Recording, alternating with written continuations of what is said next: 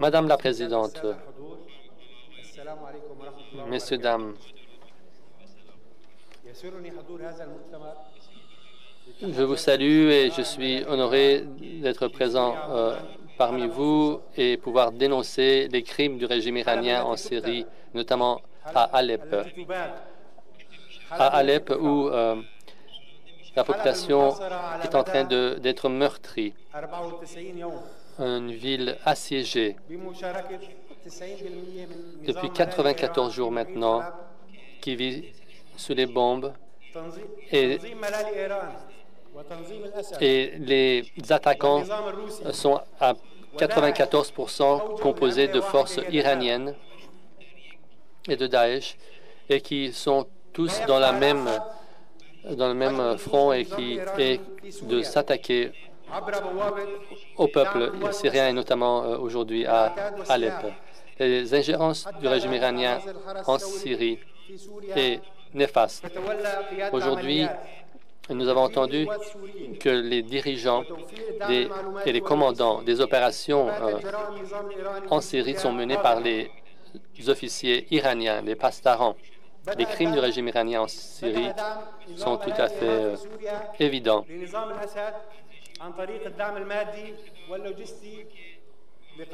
Au début, le soutien iranien était financier. Ensuite, elle s'est développée avec sa participation active dans la répression des manifestants. Et puis, ça s'est développé encore au-delà de son soutien logistique et matériel. Le régime s'est engagé à une aide pratique en envoyant des forces, des soldats en Syrie pour se battre aux côtés des forces de Bachar al-Assad contre la révolution syrienne. Mais la révolution syrienne était au début une révolution pacifique et pacifiste, avec les drapeaux blancs et les tiges d'olivier. Mais avec la répression, les Syriens ont dû prendre les armes. Et c'est à cause justement de ces ingérences du régime iranien qui a soutenu et préservé le régime syrien coûte que coûte que les choses se sont dégradées. Donc, la situation en Syrie s'est militarisée.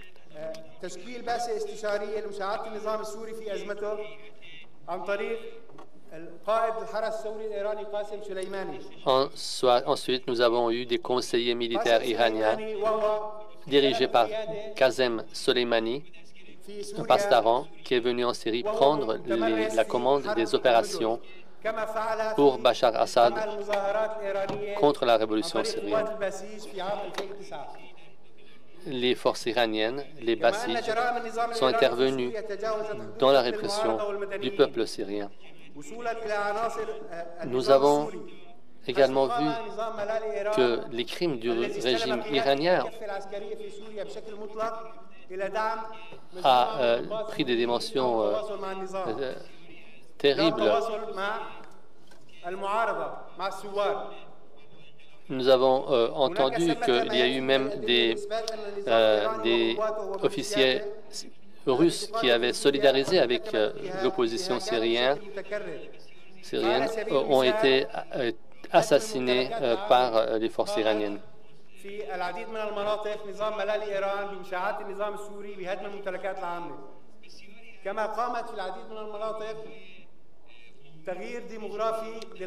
Aujourd'hui, en Syrie, c'est l'Iran qui administre même les villes et tout s'est effondré, l'administration, et c'est le régime iranien qui est venu aider financièrement et matériellement le régime syrien à tenir debout.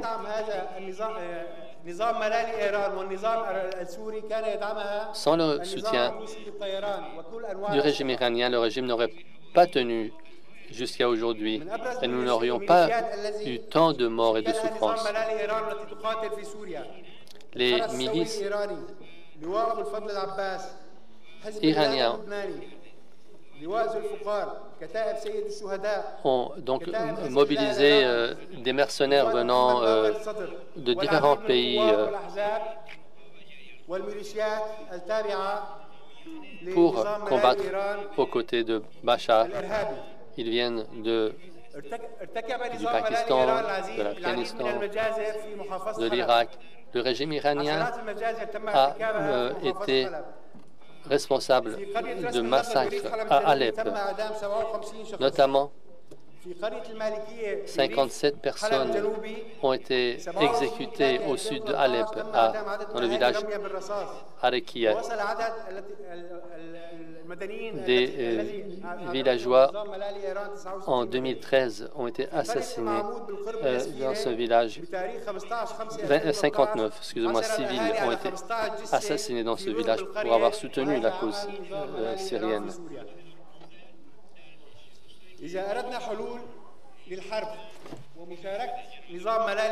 Après les fausses communes de ces victimes donc ont été découvertes plus tard, récemment.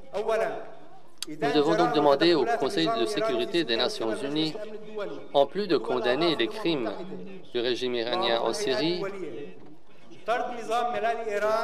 nous devons demander aussi qu'il faut exiger l'éviction du régime iranien dans le Conseil de coopération, la conférence de coopération des pays islamiques.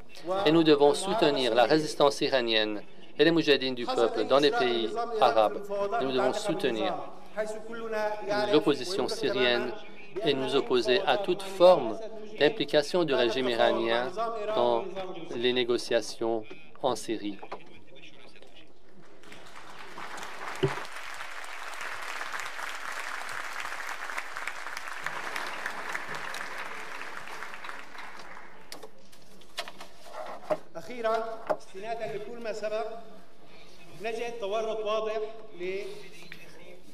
À la fin, avec ce qui a été dit, nous sommes témoins de l'ingérence directe du régime de Mollah dans les massacres qui a été fait, commis avec le soutien de ce régime en Syrie.